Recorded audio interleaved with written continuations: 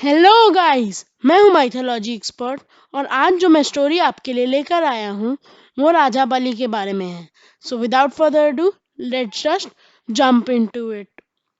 राजा बलि के पिता का नाम विरोचन था और उनकी माता का नाम विशालाक्षी था और उनके दादा महान भक्त प्रहलाद थे। अगर आपको नहीं पता कि प्रहलाद कौन थे तो आप मेरा पिछला वीडियो होलिका दहन ज़रूर देखें, उसका लिंक मैंने डिस्क्रिप्शन में भी दिया है। अपने पिता विरोचन की देवराज इंद्र के द्वारा छल से हत्या कर देने के बाद राजा बलि तीनों लोकों के सम्राट बने थे। वह अत्यंत शक्तिशाली तथा पराक्रमी था तथा इसी के बल पर उसने तीनों लोकों पर अपना राज्य स्थापित कर लिया था। उसकी राजधानी दक्षिण भारत में केरल थी। चाहे उसका जन्म प्रहलाद के कुल में हुआ था, लेकिन दैत्य जाति होने के कारण उसके अंदर अहंकार ज्यादा था। वह दानवीर होने के साथ साथ अधर्म रूपी कार्य भी करता था। हालांकि वह भगवान विष्णु का भक्त भी था, लेकिन देवताओं आदि से वह ईर्ष्या रखता था। उसने अपने गुरु शुक्राचार्य की सहायता से 100 अश्वमेध यज्ञों का आयोजन करवाया था।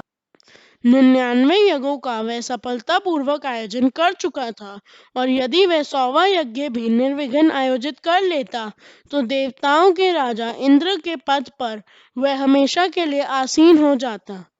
उसके इस कृत्य से देवताओं में भय व्याप्त हो गया, लेकिन किसी में भी उसे रोकने की शक्ति नहीं थी। स्वयं देवराज इंद्र असहाय अनुभव कर रहे थे। जब वह 100वां यज्ञ आयोजित करने जा रहा था तब इंद्र सभी देवताओं के साथ भगवान विष्णु से सहायता मांगने गए।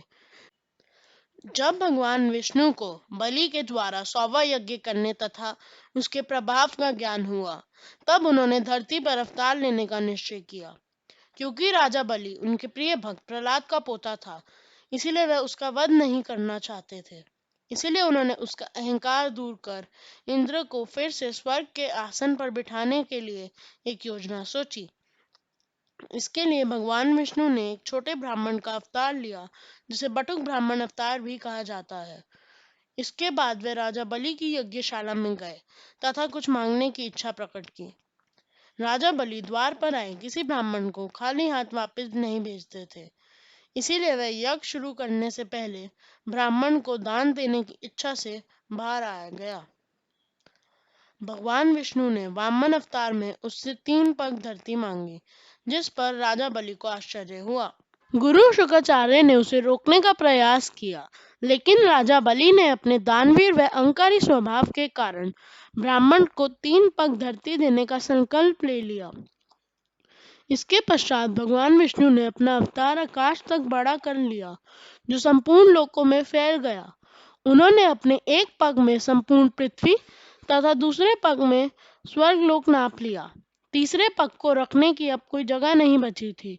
यह देखकर राजा बलि का अहंकार नष्ट हो गया तथा उसने उनका तीसरा पग रखने के लिए अपना मस्तक आगे कर दिया, पाताल लोक भेज दिया।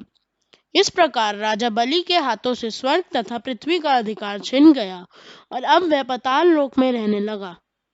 मान्यता है कि वर्ष में एक बार राजा बलि अपनी प्रजा से मिलने अवश्य आते हैं। इस अवसर पर केरल के लोग प्रसिद्ध ओणम का त्योहार मनाते हैं तथा राजा बलि का हर्षोल्लास के साथ स्वागत करते हैं। गाइस, अगर वीडियो पसंद आया हो तो please subscribe, like and share.